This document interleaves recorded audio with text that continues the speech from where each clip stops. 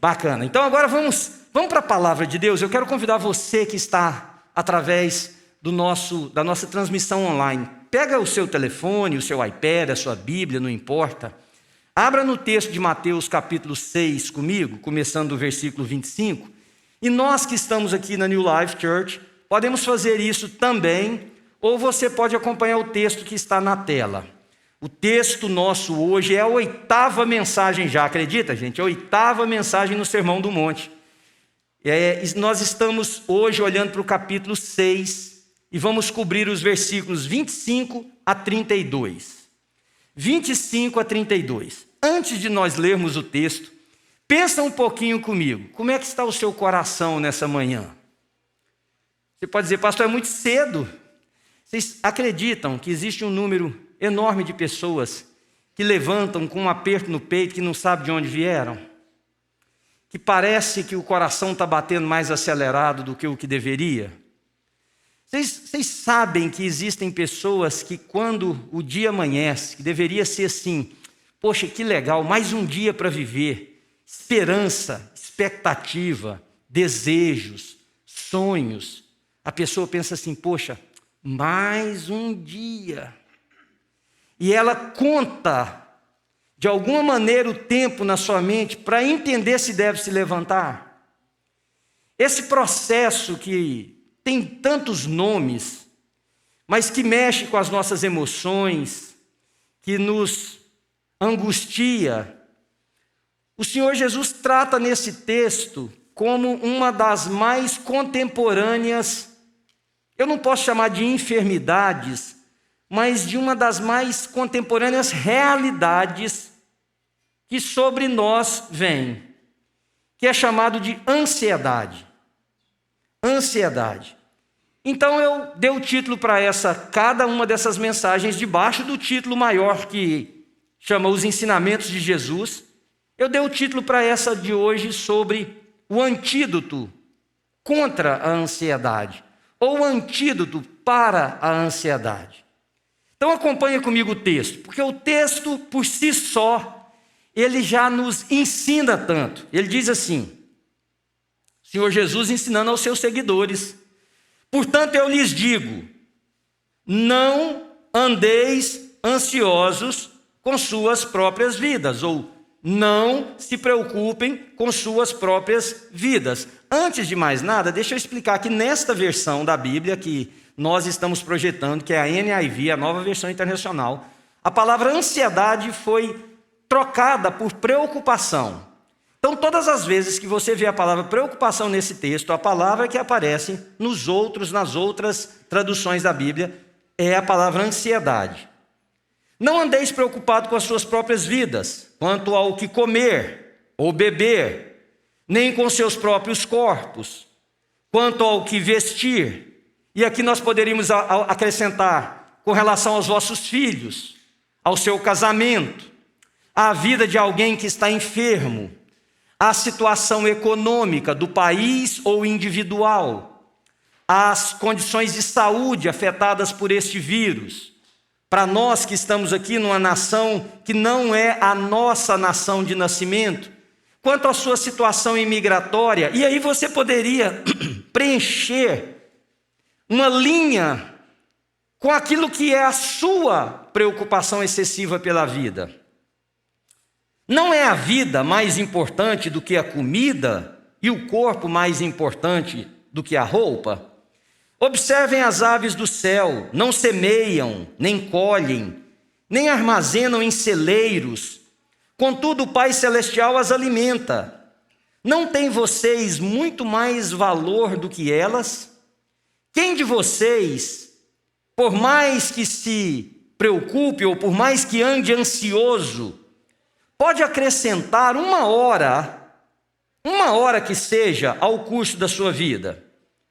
Por que vocês se angustiam ou por que vocês se preocupam com roupas? Veja como crescem os lírios do campo, eles não trabalham, nem tecem. Contudo, eu lhes digo que nem Salomão, em todo o seu esplendor, vestiu-se como um deles.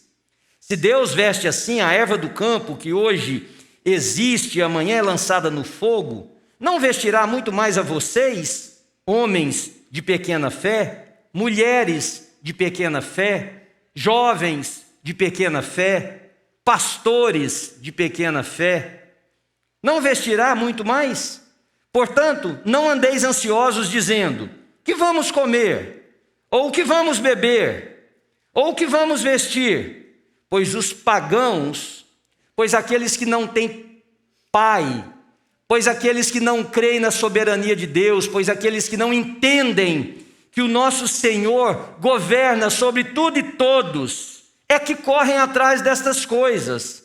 Mas o Pai Celestial, aquele que nós chamamos de Pai Nosso, na oração que o Senhor Jesus nos ensinou a orar, esse Pai Celestial sabe que vocês precisam delas. Amém? Irmãos, minha oração é que essa manhã seja uma manhã terapêutica, seja uma manhã de cura. Eu estava orando ali no escritório antes de vir para cá, e orei por quem está na internet, orei por quem está aqui, e a minha oração foi: Pai, traz cura. Pai, traz cura. Amém? Então ouça com o coração aberto, ouça na perspectiva de que o Espírito Santo pode trabalhar na sua história nessa manhã. Essa semana, eu não sei se vocês sabem, um dos eventos políticos internacionais mais importantes está acontecendo no Afeganistão.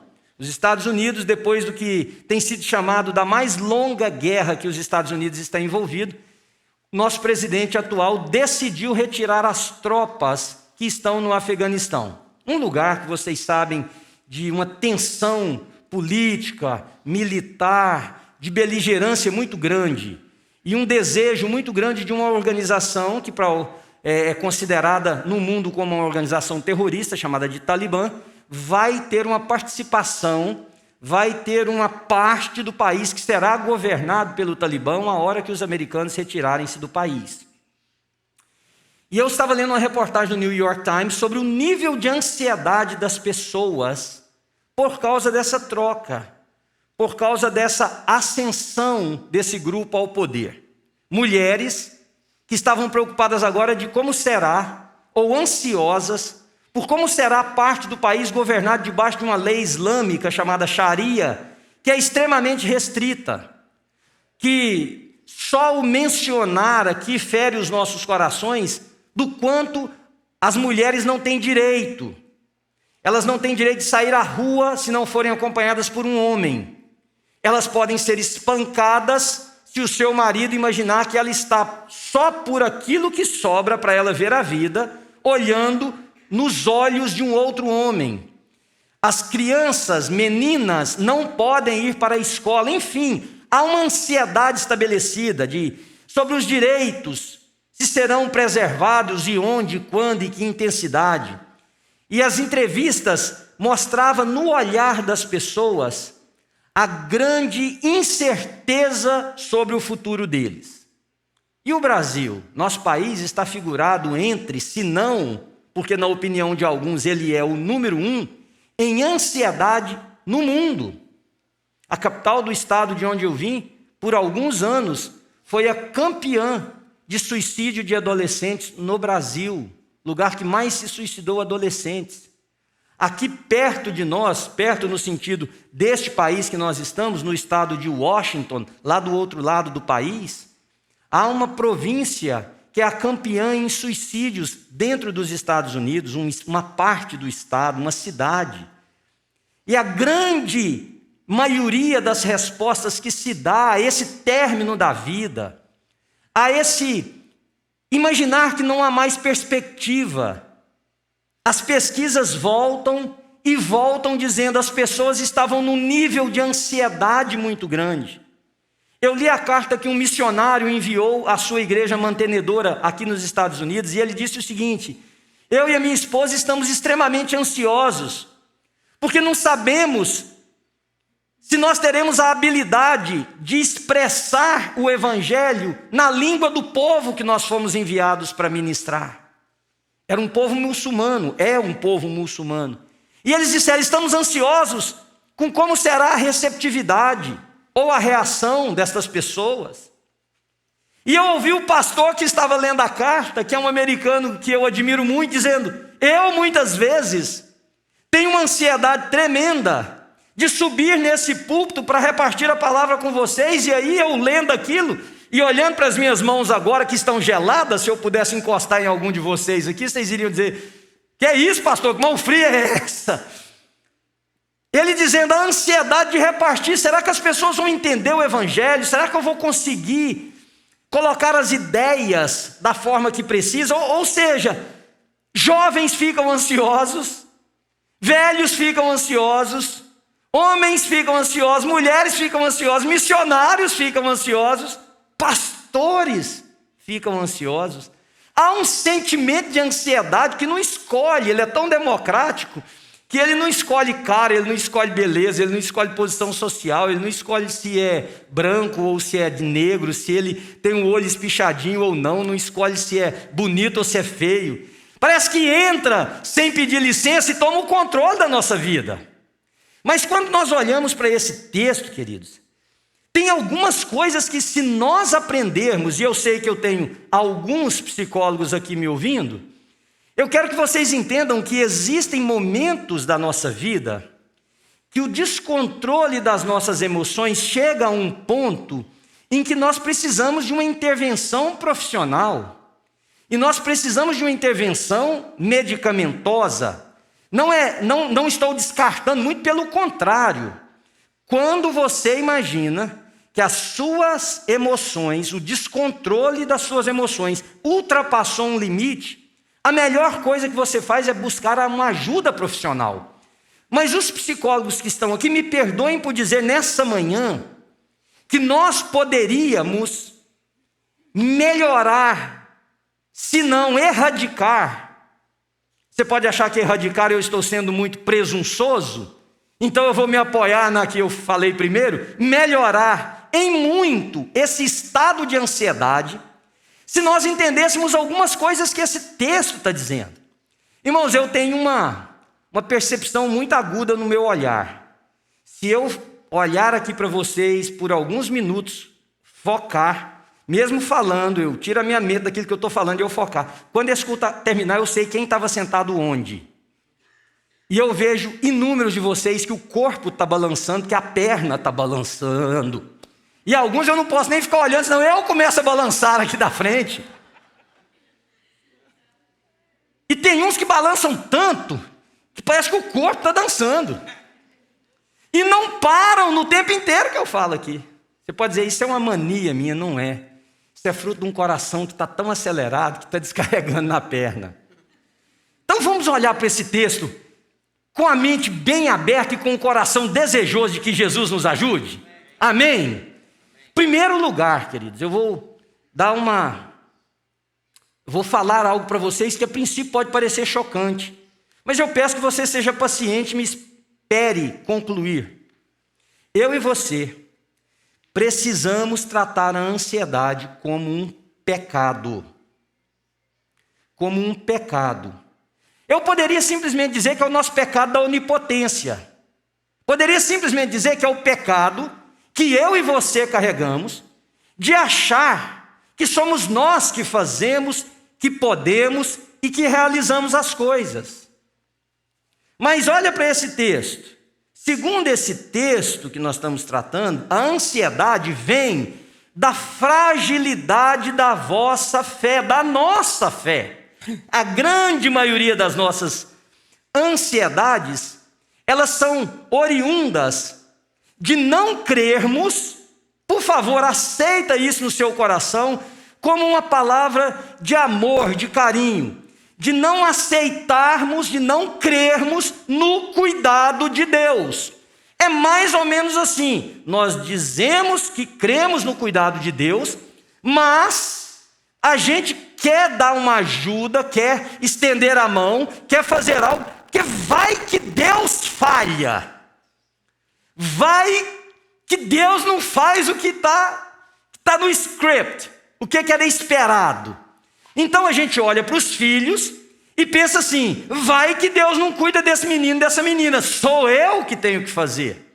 Vai que Deus não cuida dessa relação, vai que Deus não cuida dessa igreja, vai que Deus não cuida da minha saúde, vai que Deus não cuida das pessoas que eu amo. Então esse senso de onipotência de que nós somos capazes, e ele é acentuado por situações de poder na nossa vida, seja de poder financeiro, de poder argumentativo, seja lá o que for, ele acentua esse senso de ser todo-poderoso, e quanto mais acentuado isso, mais a gente se distancia do cuidado de Deus.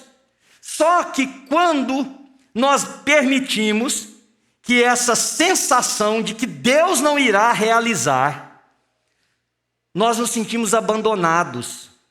E a sensação de abandono diante das dificuldades da vida, de impotência diante das dificuldades da vida, é o que promove o que nós chamamos de ansiedade. Veja, 3 vezes, versículo 25.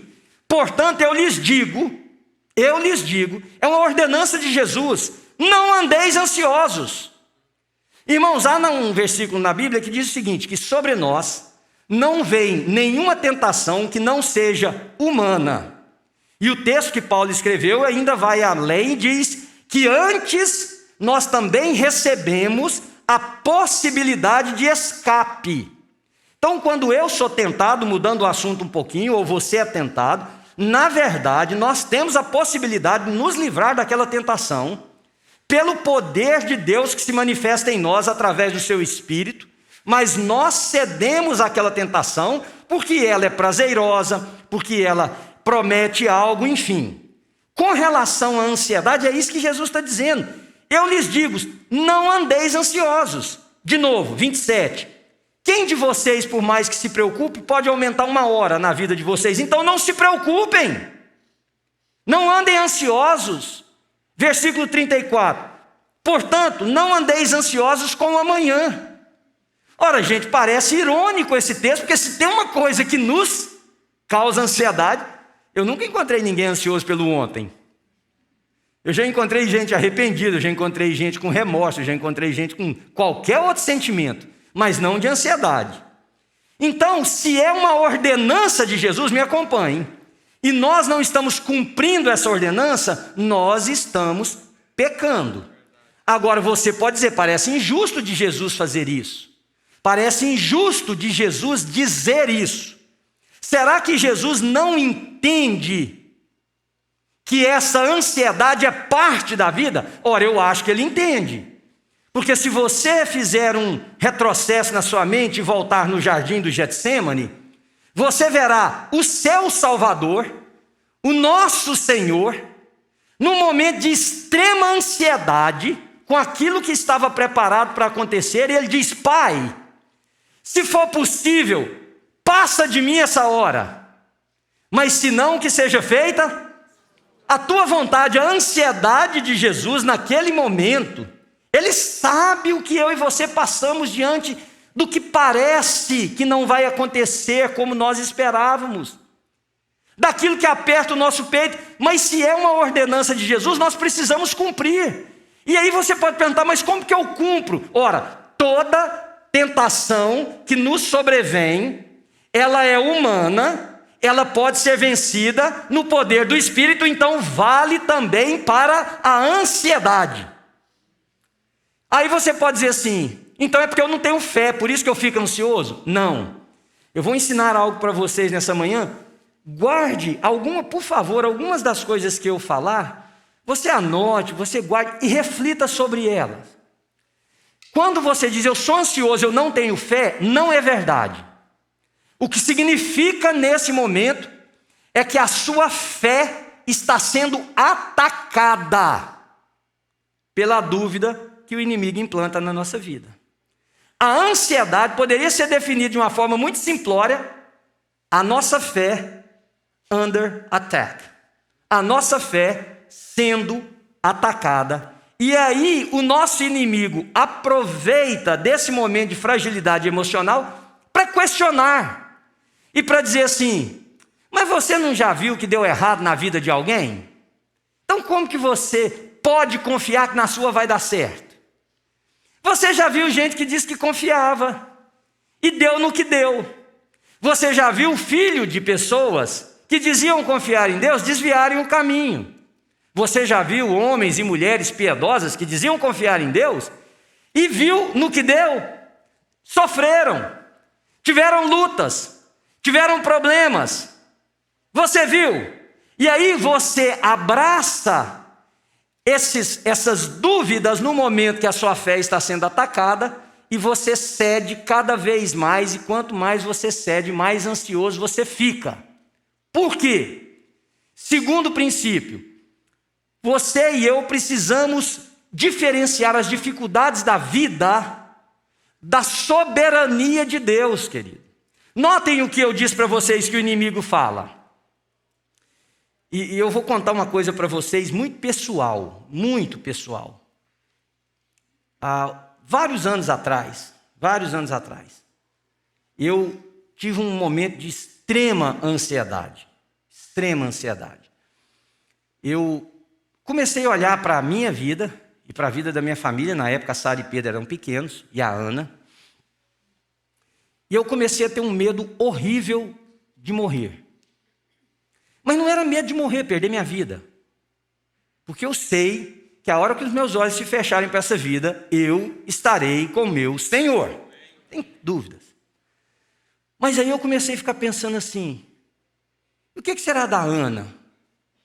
Eu comentei isso com alguns amigos, teve um miserável que falou, que é isso, pastor? Ana é nova, bonita, vai arrumar um cara, vai dirigir a BMW que você sempre quis, e fica aí tranquilo. Aí o cara me desesperou mais ainda.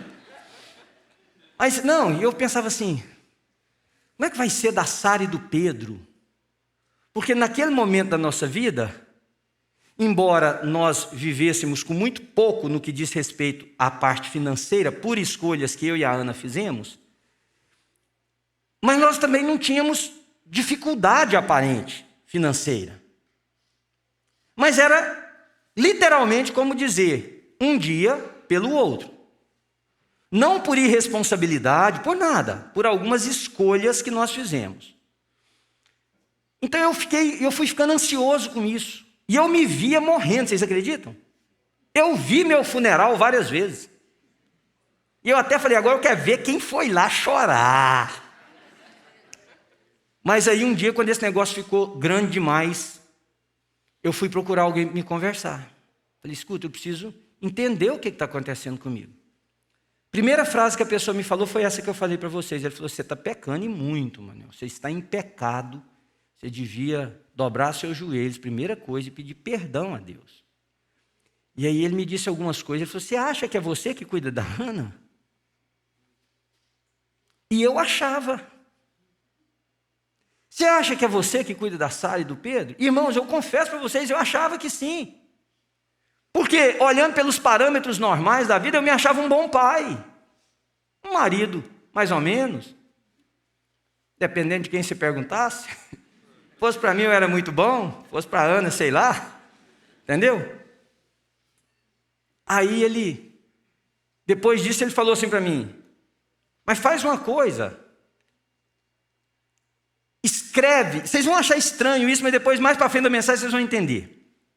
A Ana, minha esposa, a cabeça dela é de artista. Eu acho que ela até casou comigo pensando, eu melhoro isso aí depois que casar, porque eu sou artista. A cabeça da Ana é de artista. A Ana vai fazer caminhada comigo. Quando eu falo assim, meu bem, hoje é uma caminhada, eu preciso fazer exercício. Vamos. Eu não vou correr por causa dela, vou caminhar. Vou. Meus irmãos, que besteira que eu cometo. Ela para ver uma formiga. Ela para ver um lodo numa árvore, um moss. Aí fala assim, você passa aqui sempre? Direto. Você já viu isso aqui? Eu falei, nunca vi nem que tinha essa árvore aqui. Ó. Olha aqui. Aí ela viaja. A Ana não foi feita, como a maioria das pessoas que usam essa parte do cérebro, para mexer com números, com papel, com coisa. A Ana não sabia, 15 anos depois, isso aqui não é nada de ruim para ela, é uma coisa extremamente, eu olho isso até com carinho. A Ana não sabia o banco que nós tínhamos conta. Ela não sabia.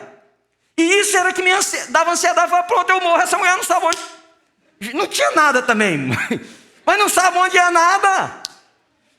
Aí esse cara falou assim para mim, escreve tudo num papel, cria uma pasta. E ainda foi sarcástico, falou assim, a pasta da minha morte. Escreve. O banco é tal. Lá nesse papel tem o nome do Eduardo, meu amigo presbítero aqui nessa igreja de 20 e tantos anos. Falei, olha, esse aqui, se precisou, você corre atrás, ele nos socorre. Tinha o nome de uma outra pessoa, tinha o nome de quem sabia alguma coisa. E falei, tá tudo aqui. Peguei a pasta, falei, Ana, ó, morri. Que é isso, meu bem? Tá aqui a pasta, você vai nessa. Agora você só precisa lembrar onde tá a pasta. Aí abre a pasta, Ana Célia, e lê o que tá aí, tá bom? Irmãos, se foi a pasta, se não foi a pasta, eu não sei. Mas o fato de eu ter entendido e me arrependido de ser Deus na vida da Ana, da Sara e do Pedro, erradicou 90% da ansiedade que eu vivia.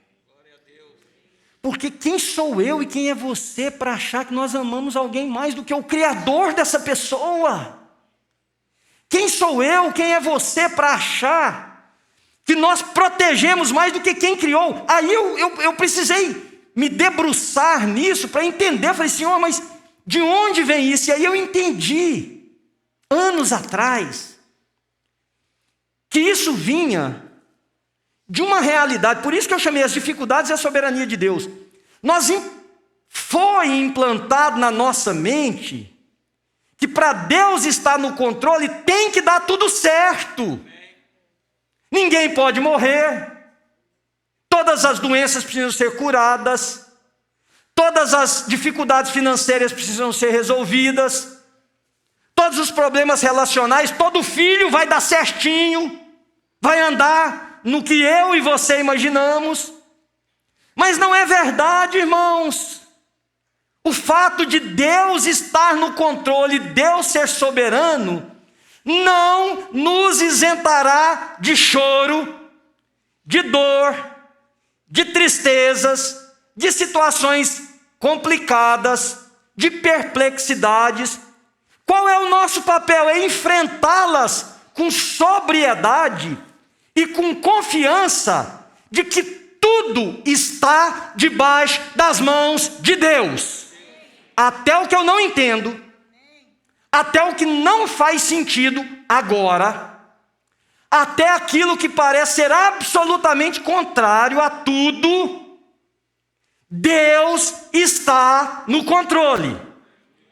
Então, se ansiedade é a fé atacada, esta incredulidade só pode ser rebatida, eu só posso fazer oposição a ela usando aquilo que eu tenho para com o meu Deus, que é a sua palavra.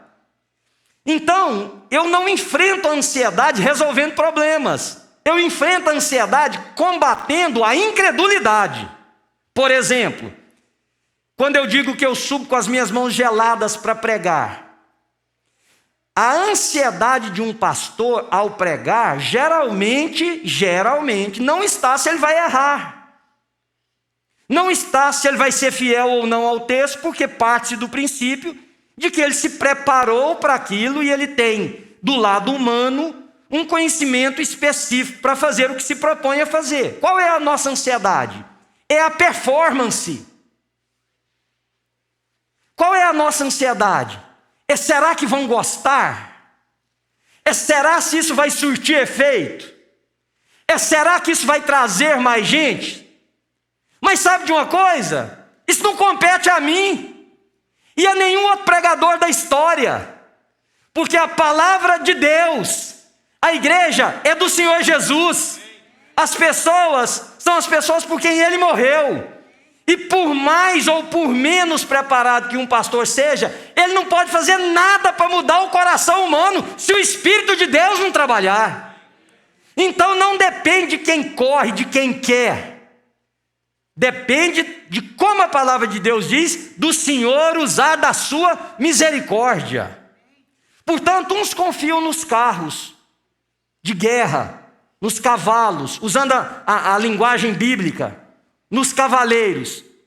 Eu, porém, e agora você põe o seu nome, eu, porém, escolhi confiar no Senhor, Criador dos céus e da terra. E quando isso acontece, o resultado, presta atenção nisso, já é. Pronto. O resultado já é. Porque Se não depende de quem corre, se não depende de quem quer, de quem luta, depende do Senhor usar a sua misericórdia.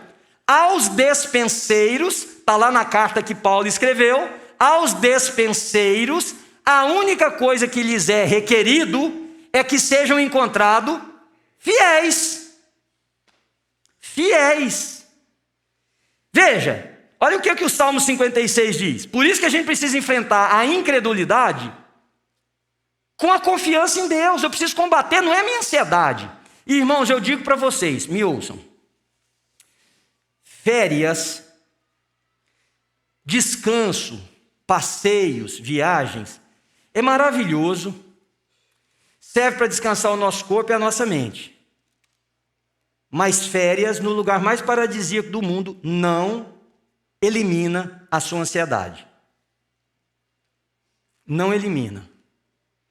Remédio, e tem o seu lugar, e tem um momento que é preciso, ajuda o seu corpo a se equilibrar, para que você possa pensar de forma normal. Linguagem muito pobre até para eu explicar aí, os profissionais da saúde me desculpem, mas é porque eu quero me fazer entendido. Nada, você pode se dopar a ponto de você ficar grogue.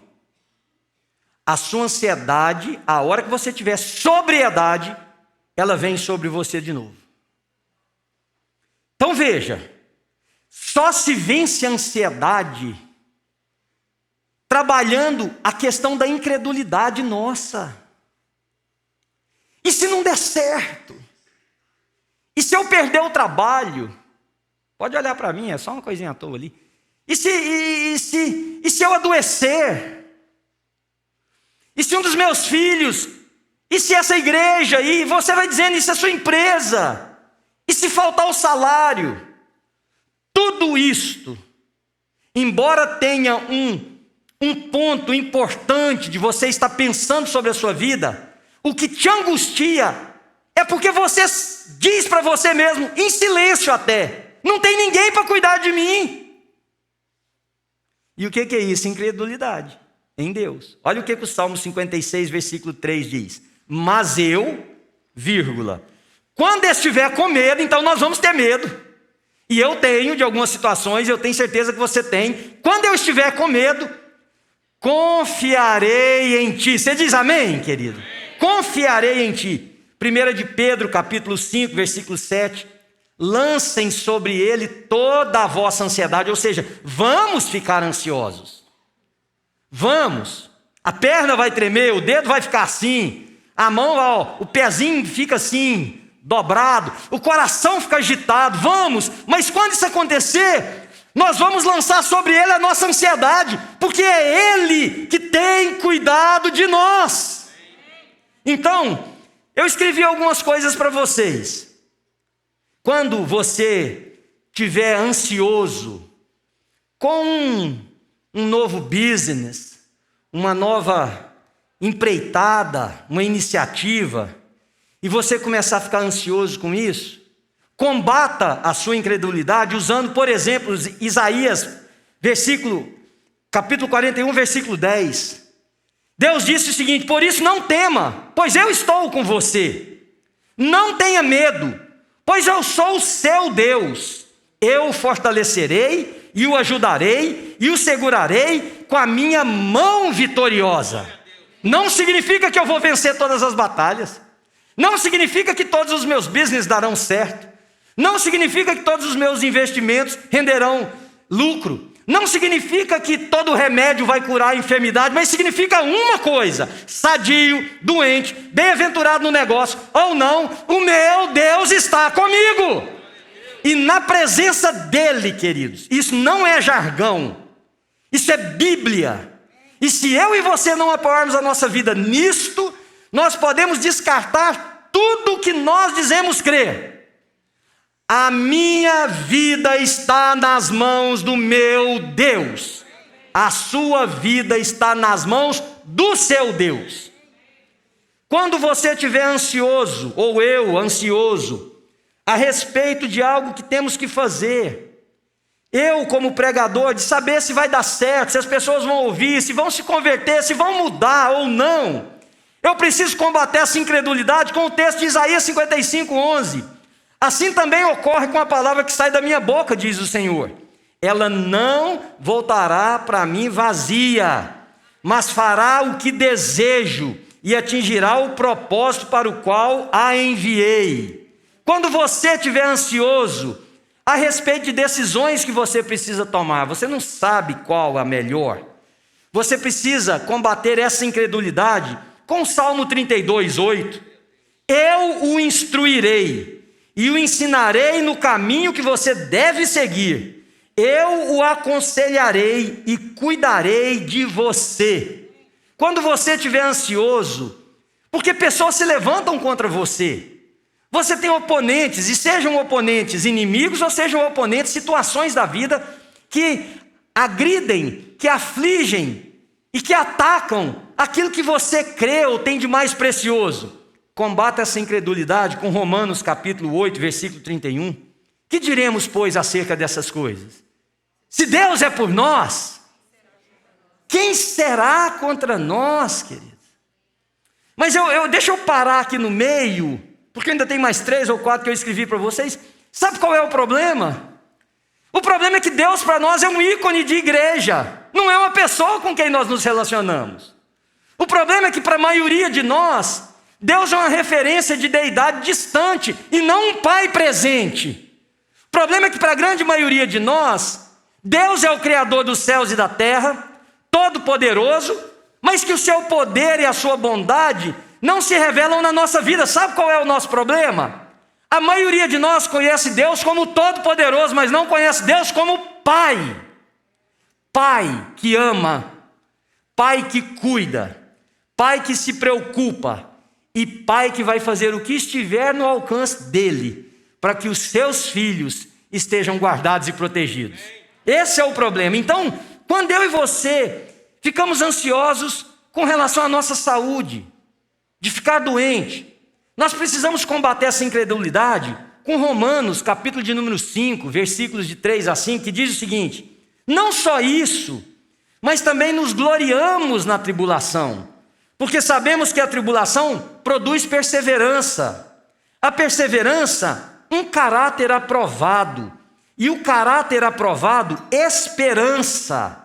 E a esperança não nos decepciona, porque Deus derramou o seu amor em nossos corações por meio do Espírito Santo que Ele nos concedeu.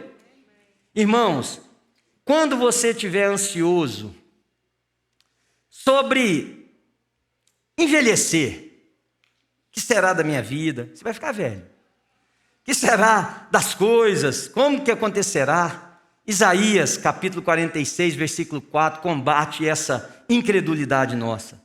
Mesmo na sua velhice, quando tiverem cabelos brancos, sou eu aquele que os susterá. Eu os fiz, eu os levarei, eu os susterei e eu os salvarei.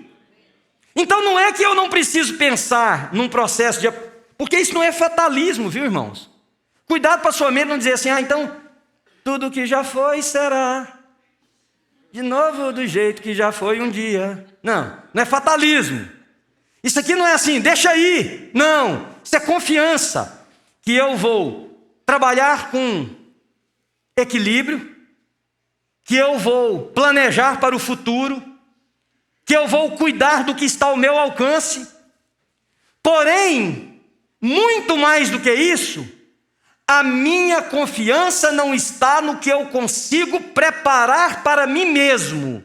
A minha confiança está no meu Senhor. Você pode dizer isso? Aí você começou a entender. Então, quando você ficar ansioso, quando ficar velho, você lembra num versículo como esse. E de morrer? Você começa a ficar ansioso, eu vou morrer. Eu vou te dar uma notícia aqui. Todo mundo vai morrer. Eu, você. Tomara que você vá primeiro que eu, mas... Entendeu? Quebrar o clima um pouquinho, que eu vi que está tenso. Deixa eu explicar para vocês como é que a gente combate isso. Romanos capítulo 14, versículos 7 e 8. Pois nenhum de nós vive apenas para si, e nenhum de nós morre apenas para si. Se vivemos, vivemos para o Senhor. E se morremos, morremos para o Senhor. Assim quer vivamos, quer morramos, pertencemos ao Senhor. Você fala, pastor, então eu devo querer morrer? Não, você deve querer viver e viver com intensidade, inclusive viver sem essa ansiedade que está te matando aos poucos. Mas você precisa entender que o dia que chegar a sua morte, você vai para os braços do seu Pai. Você vai voltar para casa. E você vai viver com Ele eternamente. Se você não tem essa certeza, aí sim, queridos, toda essa ansiedade encontra o terreno perfeito para ela proliferar. Você não sabe que vai voltar para casa. Porque você não sabe se você é de Deus. E sabe qual é a mensagem do Evangelho?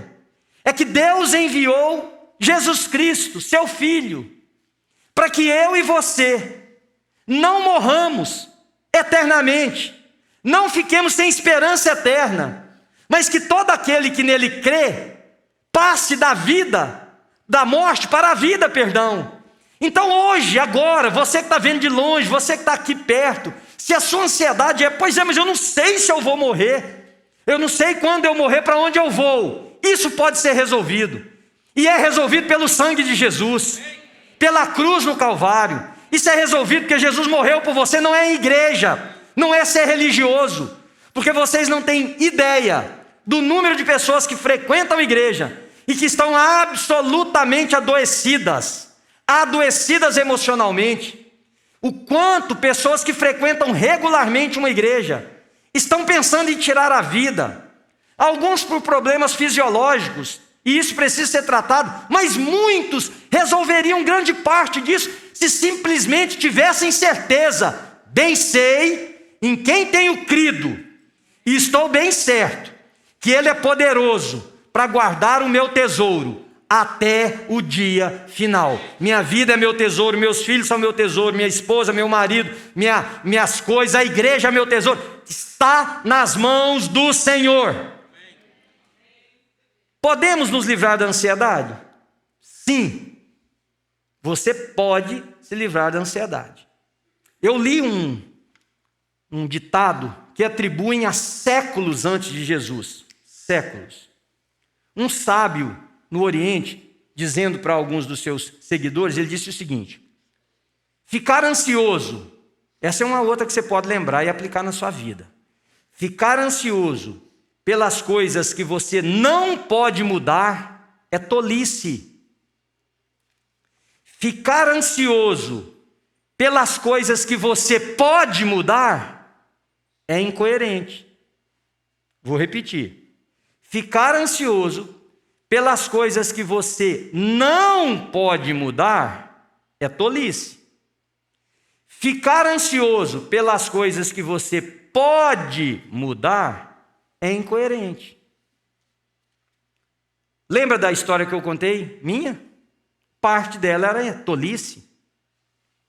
Parte dela eu não podia mudar um dia no horário da minha morte ou da minha vida, eu não podia mudar nada no controle dos meus filhos ou da minha esposa, mas tinha algo que eu podia fazer, que era escrever aquele papel. Você está ansioso com a sua saúde,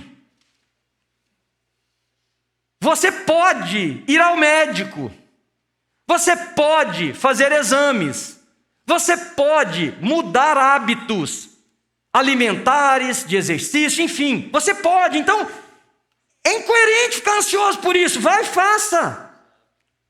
Agora, você pode decidir se você morre hoje, amanhã ou daqui a um ano. Não. Então é tolice. É tirar a vida antes da hora, é sugá-la pela boca. Confie no Senhor e não te estribes no teu próprio entendimento. Reconhece o Senhor em todos os teus caminhos e isso vai trazer saúde para os seus ossos e refrigério para a sua alma. Irmãos, pensa comigo um pouquinho. A ansiedade pode ser diminuída e quase que eliminada se nós simplesmente... E veja, eu não estou falando assim, você vai para uma entrevista de emprego. Eu não estou dizendo que você não tem direito de ficar ansioso com aquilo, isso é parte de ser gente. Isso é parte de ser normal. Você está com um ente querido doente, é parte do ser humano se preocupar, porque ama, porque quer bem. Mas você pode ir para aquela entrevista de emprego dizendo o seguinte: dê certo ou não o emprego, minha sustentabilidade não está naquele homem, está em Deus. Você pode se preocupar com um ente querido, mas você pode entender que você não tem como acrescentar vida ou tempo à vida de alguém, mas você pode descansar no Senhor da vida e saber que aquela pessoa, viva ou não, está com o Senhor. E aí eu queria terminar com um versículo que nós já lemos aqui, mas eu acho que você não se lembra dele mais, 1 de Pedro, capítulo de número 5, versículo de número 7. E eu queria te convidar para um exercício espiritual essa semana. O versículo diz assim: lançando ou lancem sobre ele toda a vossa ansiedade. Por quê? Porque ele tem cuidado de vós. Então eu queria convidar você a um exercício que é uma oração. Durante toda essa semana, você começou a ficar ansioso? Primeiro, se você souber um pouquinho da Bíblia, vai te ajudar imensamente, porque você vai recitar a palavra de Deus diante daquilo. Você vai dizer para a sua ansiedade, você vai dizer para o ataque sobre a sua fé. Não é que você não tem fé, sua fé está sobre ataque. Você vai recitar a palavra de Deus, você vai dizer a palavra de Deus. Mas se por acaso não vier um versículo na hora, lembre-se desse, 1 de Pedro, capítulo 5, versículo de número 7, e diga o seu nome. Manuel, você está enfrentando ansiedade no ar. Manuel, lança sobre ele toda essa sua ansiedade, porque ele está cuidando de você. Aí você vai precisar fazer um outro exercício. O cuidar não significa o que eu quero. Essa é a parte difícil. O cuidar significa o que ele quer, porque ele é o Senhor. Porque se você disser, lança a minha ansiedade porque ele está cuidando de mim, mas eu tenho a minha agenda e eu levo a minha agenda, qualquer coisa que se desviar dela vai produzir mais ansiedade. Como é que está o seu coração nessa manhã, você que está em casa? Eu queria convidar você a nós orarmos juntos agora. Você pode pôr a mão assim no seu coração, só como uma atitude de dizer assim, é aqui, é por isso que eu estou orando, é por isso aqui, olha. Irmão, eu queria dizer para você que nós somos parceiros e somos companheiros nessa estrada. E eu creio que não há nesse ambiente aqui uma única pessoa que não seja assolado pela ansiedade. Mas, em nome de Jesus, lembra do que a palavra de Deus diz e do que foi ensinado para você agora.